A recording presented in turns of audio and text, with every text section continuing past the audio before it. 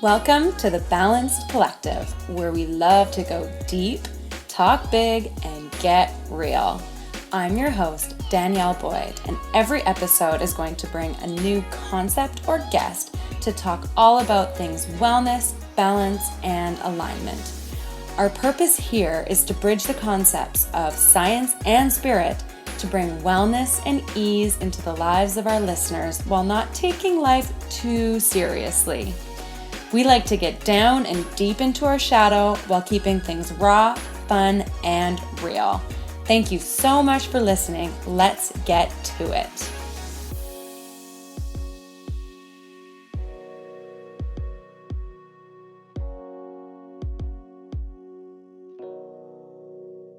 Hey team, thank you so much for listening. Today's episode is with my dear friend, Laura Murphy. I met Laura a few years ago when I started training at a local CrossFit gym here in Vancouver, Rain City Athletics. And since then, we have really migrated together. Our visions, our goals, and our just views on life have been very similar. And we collaborate on events and various other projects. And I am just delighted to be able to share this conversation. Laura is such a beautiful soul, such a gracious person, and just a lovely person to hang around with. I just want more of Laura in my life.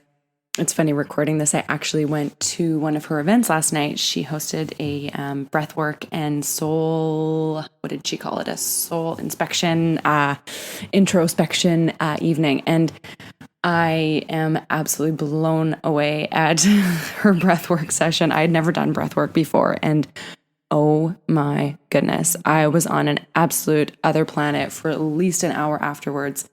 The experience that I had was like none other I've ever had in terms of meditation or consciousness, float tanks, you name it. Breathwork is out of this world. The spiritual experience, the awakening I had was like out of this world. I'm still like kind of in awe and can't really put into words what my experience was like. And so if breathwork is something that you are interested in, hit Laura up because I can't even explain to you how amazing that was. It was probably the coolest conscious experience I've ever had in my life. So thank you, Laura, for that. And I will certainly be experiencing that again. Laura is the founder of Soulbody Co. She is a soul purpose, soul alignment expert. She does one-on-one coaching as well as one-on-one breathwork sessions. And I cannot express to you how amazing this woman is in terms of my own personal growth, my own development, and my own introspection. This woman is fantastic. And I'm really, really excited to share this interview with you. Welcome. Hi. Welcome to the show. Hey. How you doing? I'm doing good. How are you? Yeah, great. It's Friday, so we're having a good Friday afternoon, and we're hanging out with Oscar. Oscar's here. Hi, Oscar. Can you bark for us again? He's chiming in. Yeah. Oh, yeah. There we go. Boy. We have a little visitor. So anyway, welcome to the show, Laura. Thanks so much for doing this. I'm really excited to chat a little bit. I'm super excited to be here. I'll let you introduce yourself because I know both of us are kind of trying to change our ways of introducing ourselves and not just be known for what we do in terms of jobs. So I'll let you have at it. How are you introducing yourself these days? That is such a good and loaded question. How am I introducing myself? Actually, I'm introducing myself on what I'm passionate about right now. This is an exercise I got from somebody else, and she told us to introduce ourselves and not talk anything about the past or where we came from, but only talk about the present moment and going forward. So I'm Laura Murphy. I'm the founder of Soulbody. And there's two things I'm passionate about right now. One is deep soul connection, both to yourself and to others. And two is breathing. Wow. Very cool things to be passionate about. Okay. Well, that leads me to my very first question for you.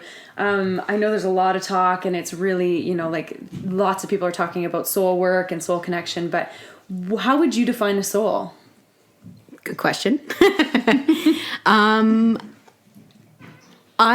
I like to keep things really simple, and I think the soul is yourself. It is you. It is you at your truest essence, in the depths of your heart. That is your soul. Your truth. Yep. I really like that. So a lot of the work that you're doing is all around finding your soul's purpose and connecting with that and finding out what your truth really truly is. And I'm sure myself and many of the people listening would love to know, how do we connect to that? How do we find our soul's purpose? That's something I'm still on the journey of. I've done a lot of work on this, and to be honest with you, the whole idea of soul's purpose, I really used to agonize about. It used to really stress me out, and it's only recently, I'd say in the last couple of years, that things started to unfold a little bit differently. And I think getting to your soul's purpose actually comes with pausing. It comes with stepping away from the busyness and coming home to yourself. I also think soul's purpose is also not a destination. I think it's a journey. So I think it's, I'm sure my soul purpose at 19 is very different than what my soul purpose is now in my, mid to late 30s.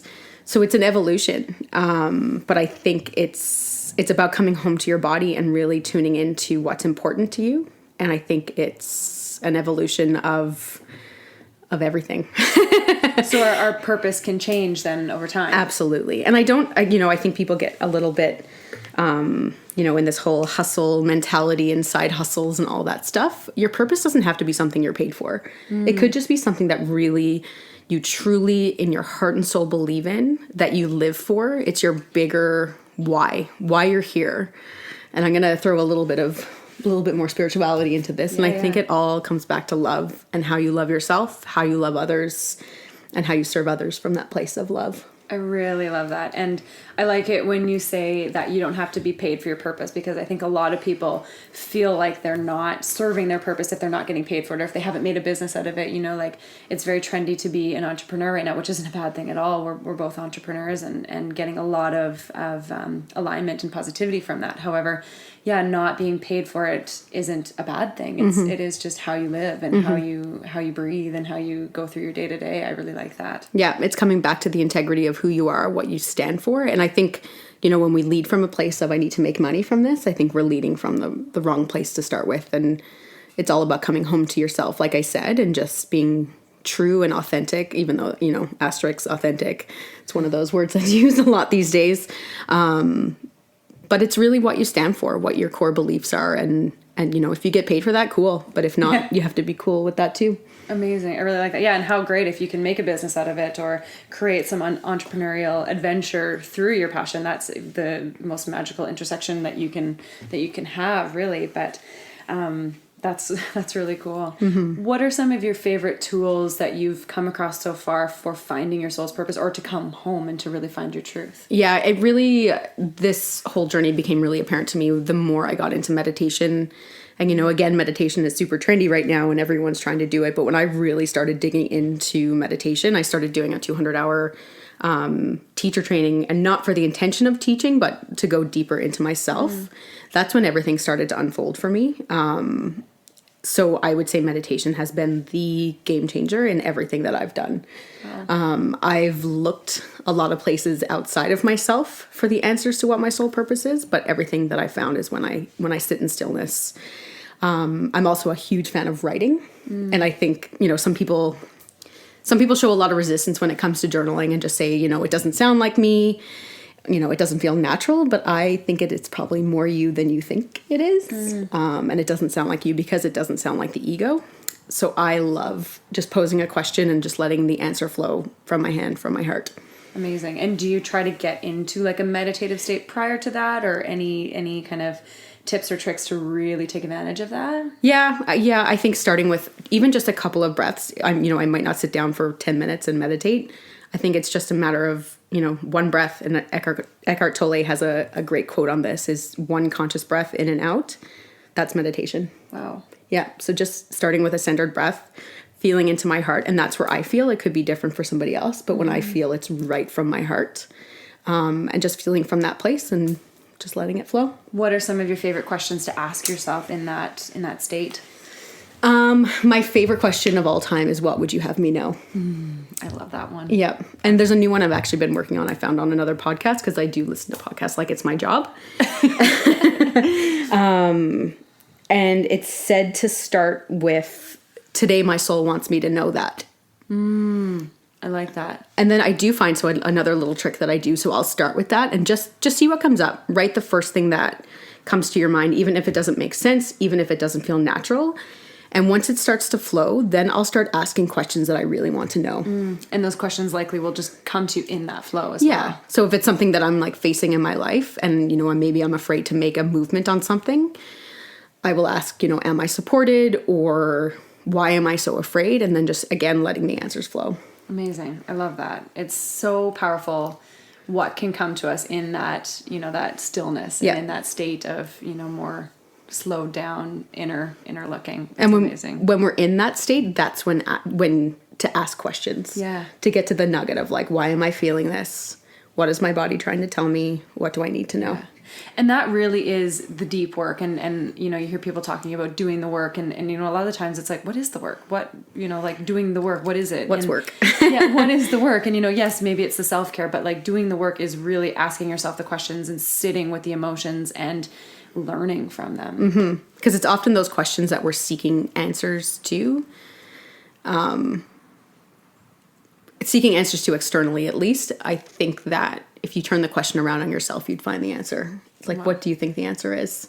Yeah. What do you think is true? It's in there. Everything's in there, isn't it? Or another, I'm going to flip this around again. If there's something that you believe to be true, I'll ask myself, is this true? Oh, I like that. And then that can kind of challenge the stories that we've maybe created ourselves, or the, you know, the experiences in our lives that have shared or shaped our outlooks and our stories that we tell ourselves now. Yeah. And it's in this practice. And I do think it is a practice that we can start to identify where the ego comes in. So when you ask, is this true? You can kind of take a step back. It's like, it's not what I feel in my intuition or my heart and soul to be true, but it's something my head's telling me. And you can see the distinguishment between ego and heart. Wow. That's a really good analogy there. Like, I love the concept of like the heart or the soul or the spirit voice as well as the ego voice. One of the hardest things I find with it is how to differentiate. Like, how do you know when it's your ego saying something or your soul saying something? Do you have any sort of like definitive questions you ask yourself, or any definitive tools that you use to really distinguish between who's saying what? Yeah, this is also a practice, I think. And it's funny because, you know, like I follow the spiritual people on Facebook, and this question, or Instagram, and this question comes up a lot, is how do you tell the difference between your intuition and fear and things like that? And I think it comes with practice. And it comes with slowing down and tuning in, and you'll understand how your body communicates with you. Yeah. I know that when something feels right for me, my heart, and I use this analogy of, it feels like my heart's melting. It just like opens up and feels warm. Yeah. But when it doesn't feel right, I can feel it in the pit of my stomach. Ah, yeah. Interesting. So that's more your fear ting. Yeah. And then your love. So I guess really ultimately, like, our soul voice is love. Our ego is fear, because the ego creates stories. The ego creates patterns and behaviors all out of fear. Oh, 100%. I heard two things. I heard someone refer to the ego as the negotiator. Oh. Yeah. So it's always trying to negotiate you out of doing anything that's going to take you out of what it considered safe. And the other one, this is a little bit more extreme, but they considered the ego a predator. So if things are going really well, you may notice, you know, when things are going well in your life, you'll start like picking fights with your partner, or, you know, telling you stories that will get you alone because a predator wants you alone. Interesting. So it's almost on the lookout for, it's out to keep you protected and to keep you in that box of safeness. I like to call it sameness, because anything outside of what it knows could be scary. Yeah, the fear of the unknown is probably the biggest fear that it has, really. Wow, that's so powerful. Yeah, just to start off with the deep stuff. Yeah, right? But I think having that understanding, I feel like you and I have done lots of work, and we started to really understand that concept. But I remember when I was first learning that was like a huge, like, mind-blown emoji, because I like the fact that we had these two different voices that would talk to us and would, you know, be in conversation with each other all the time. That to me was such a foreign concept. And then to really truly dive into that and be like, wow, I can start to pick apart my behaviors and my patterns based on, is this coming from fear? Is this coming from love? Is this ego, or is this soul? And it, you know, like, just having that understanding is an incredible tool in its own. So coming back to the question of like, how do I know the difference? A lot of it also comes with looking back at past experiences. You know, where in your life did your intuition tell you, I should have done one thing, but I did the other? And just recognizing what the signs and symptoms were. Yes.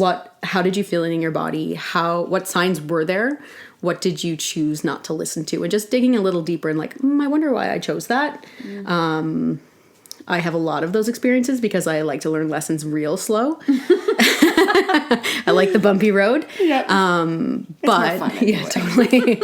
But in hindsight, I can see where I ignored my intuition and where, the universe was kind of pointing me in a direction and I, kicking and screaming decided not to go. Wow.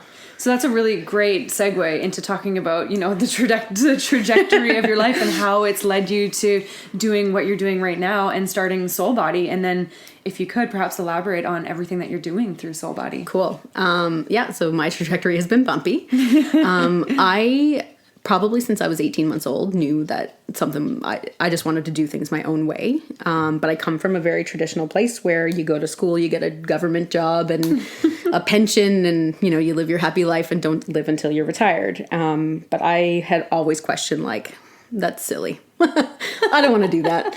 But I did it anyways. I went to school and did marketing and got my government job and all that, had a pension and all that stuff. But I knew everything in that was wrong for me. I used to spend days crying and Googling, how to find your passion, how to find your purpose. I quit my job and went traveling for 6 months looking for this big aha moment in India, in Southeast Asia, in New Zealand.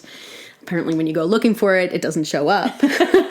Weird. And then came back to, I was a bit disappointed and I came back and I went right back into that life of, working a job I hated, thinking I could find something else.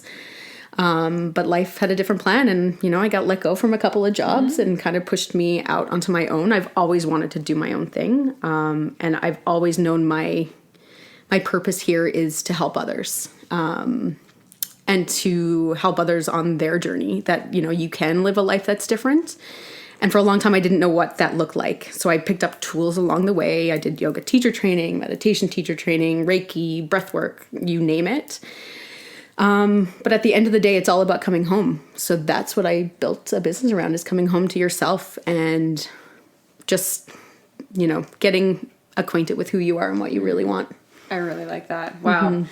It's amazing how sometimes we have to really hit the pits of despair before we can start to make those shifts. Okay? And I haven't done it just once, so yep. But like you said, learn lessons nice and slowly, and eventually you'll adapt. And many of us are just like that. And that life is perfectly okay for people. If that's the life you want, that is 100% for you. But I've always known it wasn't. I've known from the day I stepped into university that this wasn't the life for me. Wow. Mm-hmm. Wow. And I did it anyways, and it wasn't the life for me. Yeah. But, it's funny. One of my mentors, one of my teachers always says, X marks the spot. Yeah. And where you are right now is where you are meant to be. Mm-hmm. I fully believe that too. Yeah. X marks the spot. So you mentioned breathwork, yes. And that's the newest modality in your toolbox. Yeah. Can you tell us a little bit about what breathwork is and how you stumbled upon it? Oh, I love this. So from a general term, breathwork is breathing. It is using your breath. Yep. So it doesn't have to be one particular modality. It could be meditation. It could be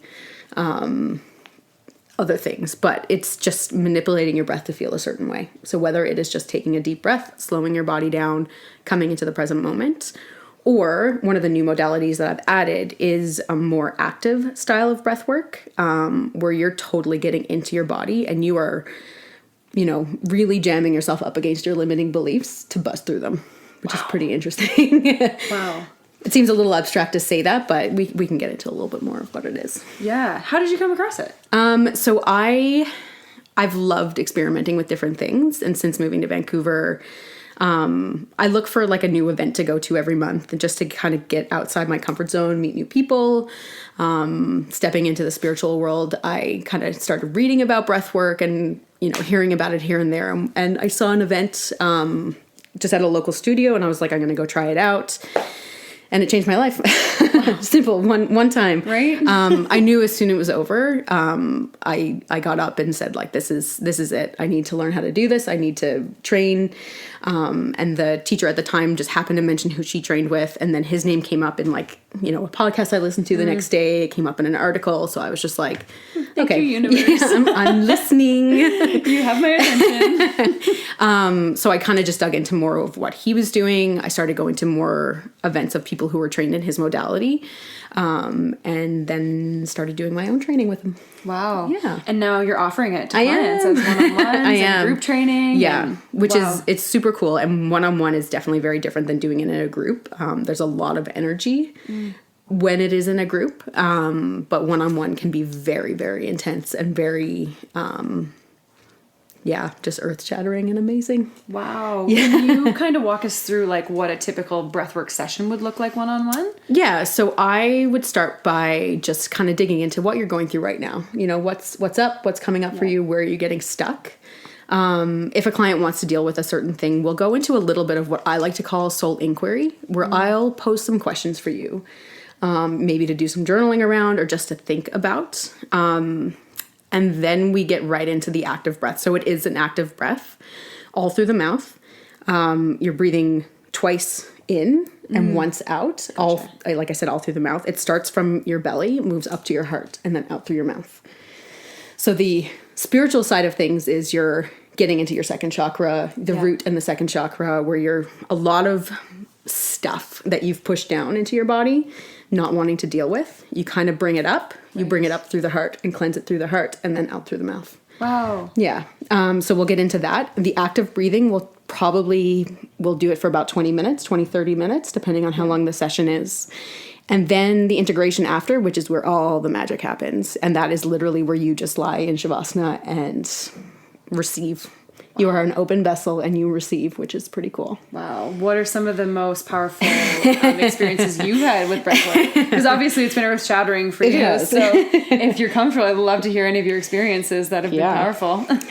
So I will start with the caveat that every time you do it is a unique experience, and everyone has a unique experience. I've had everything from just tingling in my body, where you can just feel cells coming alive, to talking with my dead grandfather, getting answers to questions that I've, looked for my whole life. When I was going through the training, it was a weekend-long training, and we did a whole bunch of breath work in one weekend. And the only words I could describe it to somebody else was, I think I felt pure love. Wow. Yeah. Like pure, like, I called it like white light love. Wow. Yeah. And that's like self-love. Just universal love. Wow. It is like what they talk about, like coming back to love and all that. That's what I felt. And it's the only way I could use to describe it was like pure love. Wow. Yeah. How would you say, so I mean, obviously like this is a very powerful experience.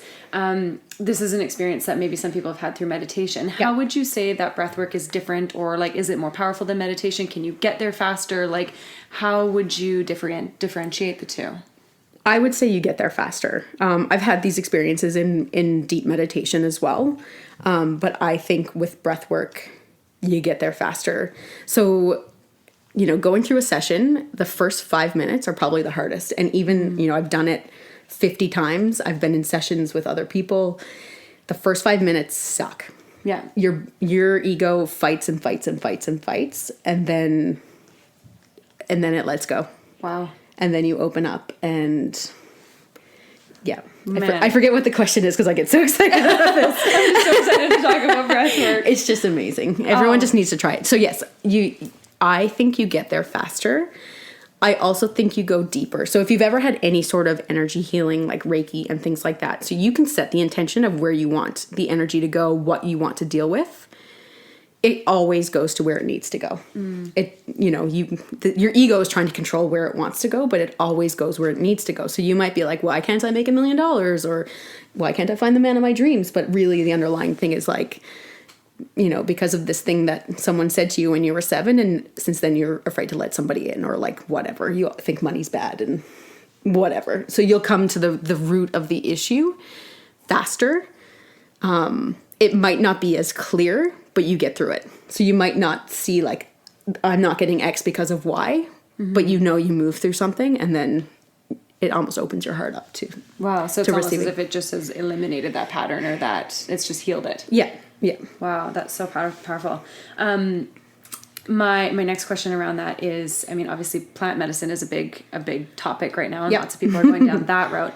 Is it something like through breath work, do people ever experience like hallucinations or any of those more abstract experiences? So I will start this with, I've never tried plant medicine, but in knowing people that have, they would equate this to something similar. Wow. Except you're in your body the whole time and you can drive home after. Yeah, exactly. So you're just using your own physiology to... Yeah, so it's really getting into those higher levels of consciousness. We were talking before we went on air just about kind of the science behind it. You're over-oxygenating your body, you're flooding your body with endorphins. And essentially, you're stimulating the hypothalamus and some say the pineal gland, which gets you to those higher levels of consciousness and really just shuts your ego down. It just tells it like, it's cool. Yeah. We're cool here. I got you. Yeah. We're going to go exploring a little bit, which is similar to what plant medicine does, but usually you have like the hallucinations. I would say some of the visions I've seen, and it also depends on, how you receive information, could probably equate to what people would experience with plant medicine. I've like seen portals opening and things like that. Amazing. Yeah, and it's amazing.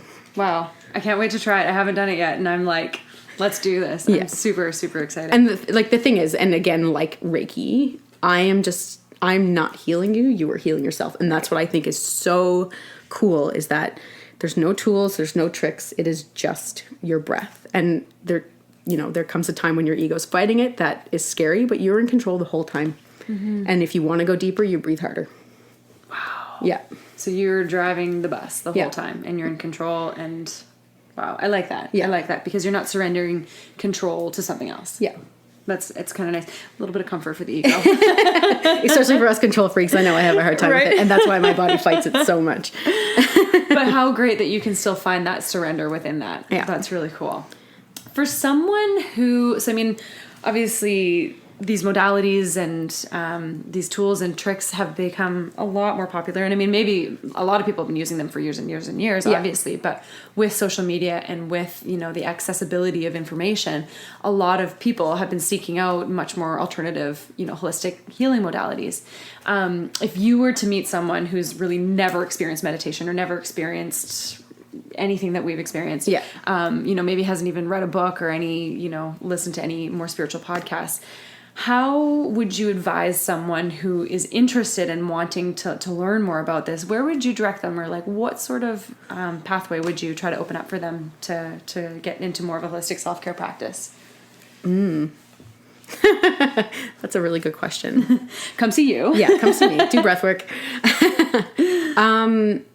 I would say stay off of Instagram. I just think there's, I think it's a positive and a negative that there's so much information out there. And I think that, do what you're comfortable with, but like explore. Sorry, my dog is like eating his food over there. he's like, drink water. Yeah, that's Oscar's message. Drink more water. And just start dabbling.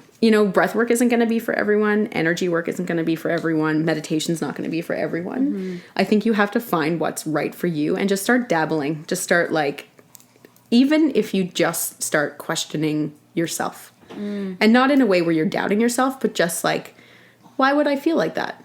Or just start exploring why you feel certain emotions, why you react to things in a certain way. And Right. So just having that little bit of self-awareness, that little bit of introspection, just to kind of open up that self-dialogue. Yep. Yep. And then start, so I would start with yourself, sitting with yourself and exploring a little bit, and then seek out tools. If that's in your practice, and don't get too caught up in I have to have a morning practice, I have to have an evening practice. Just make it easy. Do you have any daily practices or any rituals? Or I try. I try, and I think my practice is just to show up for myself in some way every single day, whether that is through meditation. I work with mantras a lot as well. Or just doing some journaling, or I'll just write a question on a Post-it to come back to or think about. Yeah. It's interesting. I'm actually starting to realize that my morning dog walk has been quite a meditation for me for over 7 years. It's where I get kind of what I call pings or intuitive hits. Yeah. But that is probably the most consistent practice that I have. Wow.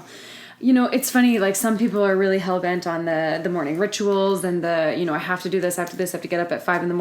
and do my this, do my that. I'm similar to you. I have zero morning ritual because my schedule is all over the place. Sometimes I'm in the clinic at 7 a.m. and sometimes I'm asleep until 9 a.m. Yeah. And, that's just the way my life is and the way I'm happy. And as long as I get, a bit of meditation every day, some maybe 5 minutes, sometimes I'm in there for half an hour.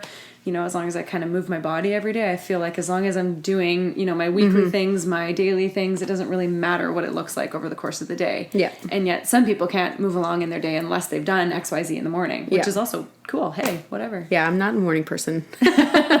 So you ain't going to see me up at 5 a.m. meditating. And, I think to add to that, it doesn't have to be that hard. Mm-mm. I think we overcomplicate things and we, say if I can't sit down for 20 minutes to meditate, I'm not going to do it at all. When, like I said earlier, meditation is one breath. So if you can stop, at least at some point in your day, just stop and take a breath before you react to something or open your emails or answer your phone or look at your texts.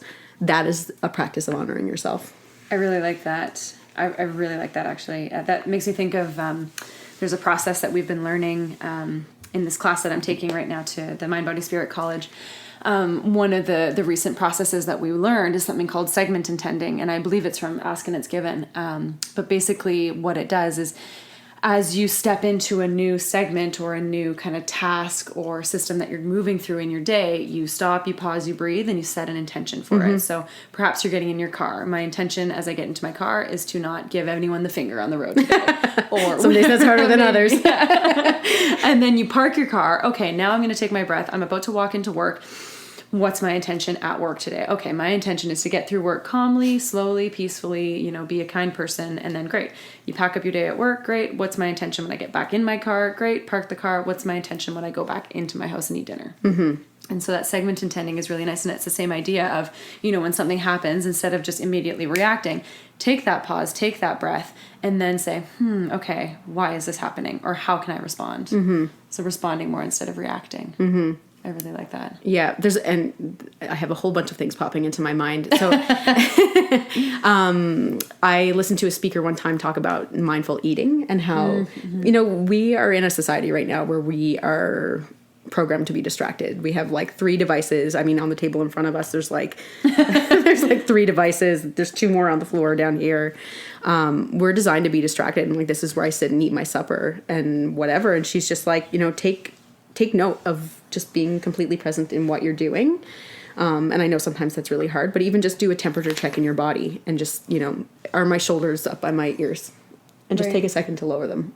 Because even like before you go into something, noticing that, because when your shoulders are up by your ears, you tend to be in a state of fight or flight. Mm-hmm. And that's what you're signaling to your body. So even just if you can put just a tiny temperature check on what position you're holding your body in before you do something. Yeah.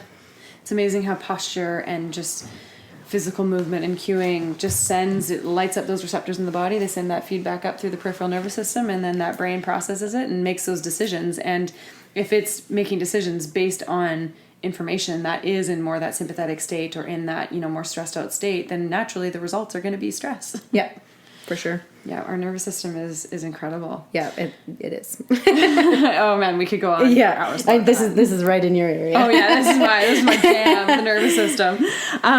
So what are some of your favorite resources right now? Like what sorts of podcasts and books are you into or dabbling in right now?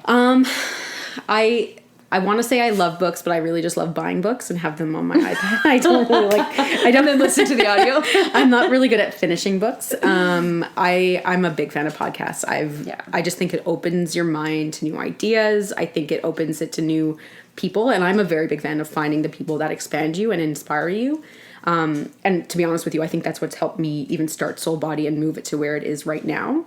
But I'm an avid podcast listener. Finding ones that, challenge my thinking, even though I might not necessarily agree with it. Just challenge it a little bit and get me thinking in new ways. Amazing. Any in particular that you would you'd throw out there? I listen to a rotation of a good 14 at the moment. I listen to the Almost 30 podcast, which I really like. Lacey Phillips has one. Aubrey Marcus always has like some really interesting stuff. Yes, love it. He's one who really challenges my thinking, even though, again, like I might not agree with everything that he lives by. He gets me thinking a little bit differently, which I really like. Me too. They're my pretty regulars, and then there's a few more smattered in between, mostly about spirituality and kind of coming home to yourself. Amazing. Yeah. I really like that. So tell me a little bit about what are some of your specific offerings with Soulbody right now? What sorts of things can people, work with you on? I'm open, to be honest. I am open for business. No, I offer one-on-one breathwork sessions. I also offer one-on-one coaching, but I'm moving more towards the breathwork just because it's a modality that I believe in. So I just 100% believe in it. I do a lot of group sessions around that, one-on-one sessions, and I have put together some, like I said, I call them soul inquiry courses, which include breathwork. So it's the deep inner questioning paired with breathwork. Amazing. Yep. And so are those going to come up more as like courses or like, what would you call those? Like a monthly sessions with people or group, like webinar type ones, or how are you shaping up? Lots of big ideas. So I'm going to be starting this month doing some virtual breathwork sessions, which are group sessions. I actually like it a lot because you can do it from the comfort of your own home. Safety, and you can be anywhere. And my goal with all this is to create a sacred container where you feel safe to show up completely as yourself. Yes. Where it's okay to be you, be where you are. That is something I'm adding. Digital courses is something that I find so fascinating and I love them. So I have one that's actually coming out today. And more to follow from that. And then I have a one-on-one intensive or immersive, I like to call it, where we get on Zoom once every couple of weeks and work through breathwork, work through soul inquiry, and other things. Amazing. What does a day in the life of Laura look like right now? Not waking up at 5 a.m. to meditate. Me either. It usually starts with a dog walk. That's what that's where I get my head together and collect my thoughts for the day. And I do try to have a bit of a practice in the morning, whether it is, like I said, through meditation or through mantras or through writing. I'll try to dedicate a little bit of time to that. Client work, I, do all sorts of things. Your work day is varied. Yeah, every day looks different. I'm a really big fan of finding collaborations. So it's meeting with new people around the city here in Vancouver or otherwise, and just seeing, how we can make this world a little bit better together. Very cool. Mm-hmm. Where can people find you online? What are some of your handles? My handles. Your handles. Soulbody.co is where I am everywhere. So that's my website. That's Instagram, Facebook, Twitter, you name it. But Instagram is where I hang out mostly. And it's beautiful. If you're not already following her, just follow her because it's beautiful content because she's a marketer and knows what she's doing. And it's gorgeous. I guess it does help that the job I have that I don't like is that I'm a marketer. It's helped lay the groundwork for this. Like everything brings you to right now. This is why I'm a marketer. Marks the spot. Amazing. Yeah. So I have one last question for you before we sign off. And this is one that I ask everyone. What is your definition of balance? Balance. Oh my goodness.